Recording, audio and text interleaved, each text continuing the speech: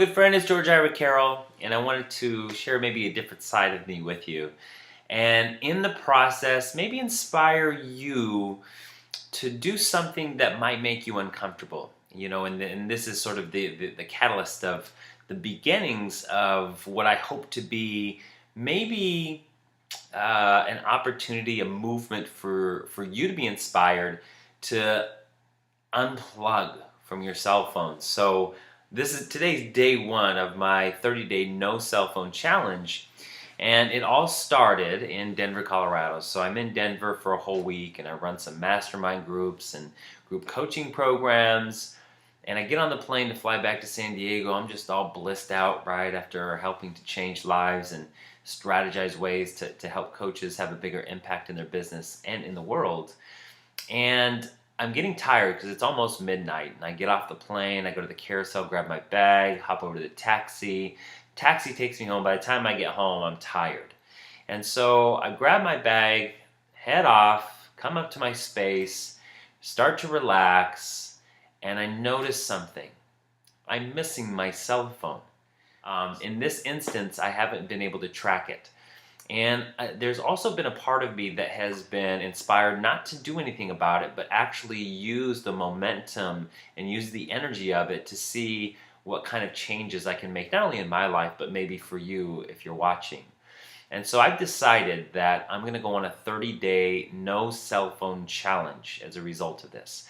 And it all started, weeks ago. I've been launching this program called the Client Magnetism System, and it's been phenomenal. More than 20 plus people from 6 different countries all around the world. And I would notice myself just checking my cell phone more than I normally was. And I thought, this is getting a little out of hand. It's kind of like Pavlov's dogs. You hear a ding and you check your phone. You hear a ding and you check your phone. You hear a ding and you check your phone. And after a while, we're sort of in this trance of allowing our technology and specifically our cell phones to run us. So I'm just going to share with you my journey over the course of 30 days through this video blog in hopes that maybe it inspires you to choose something different in your world. So I remember I got home last night, knew my cell phone was gone. I got on Facebook, contacted my sister, and I said, Jess, can you call me? My cell phone's gone.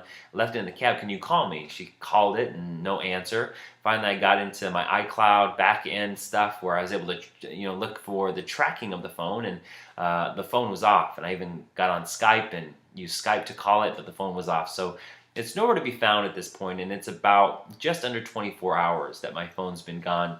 And so what I want to offer is my journey, 30 days with no cell phone, and I want to maybe inspire you to do the same. And what I've realized is that all the addictions and attachments and patterns that I had to needing and having a cell phone really showed up powerfully. Last night I really couldn't sleep for a little while. Ended up falling asleep around 2:30. Waking up around 8 and waking up with that sense of resistance. I call AT&T, I call Apple Store, I look at my options, none of it feels light, so I just say, screw it, I'm not going to do anything.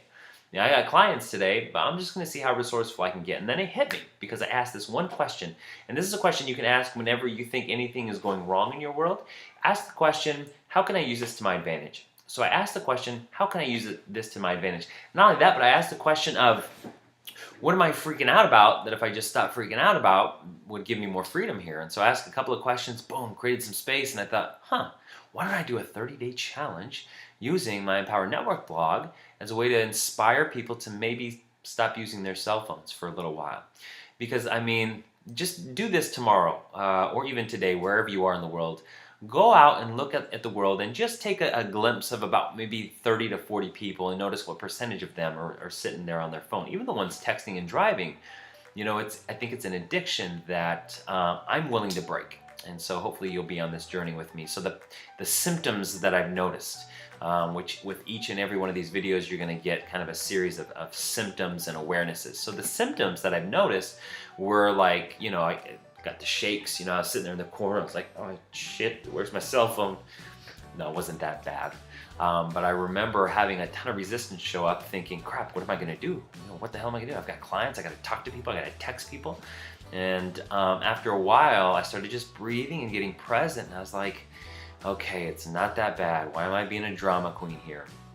And so I didn't realize the level of attachment that I had to my phone I decided to, hey, let me tap into some of my creative abilities and, play the piano, maybe reconnect with myself in a new way. So I've decided that 30 days is going to be a big challenge for me, and I hope that you'll come with me on this journey because I'm going to share all my symptoms and then all my awarenesses. So again, I wasn't shaking, sitting there kind of tapping my arm or anything like that. But I did notice a lot of energetic resistance show up as a result of it. And now that I'm past that, it's interesting. Even just one day, this new calm has sort of overcome me, and I've got this whole new presence. It's so fascinating. So hopefully this inspires you at least to just follow my 30-day journey, and if not, maybe even stop using your cell phone for 30 days and just notice the changes you go through. So some of my awarenesses have been, like I said, a lot more clarity, a lot more space, a lot more calm, and just a lot more presence, if that makes sense. A lot more in this moment, because I'm not being triggered by this ding or this dong or this clock or this click or this bang or this bong or whatever. Not that kind of bong. But anyway, this is day one. So far feeling really good.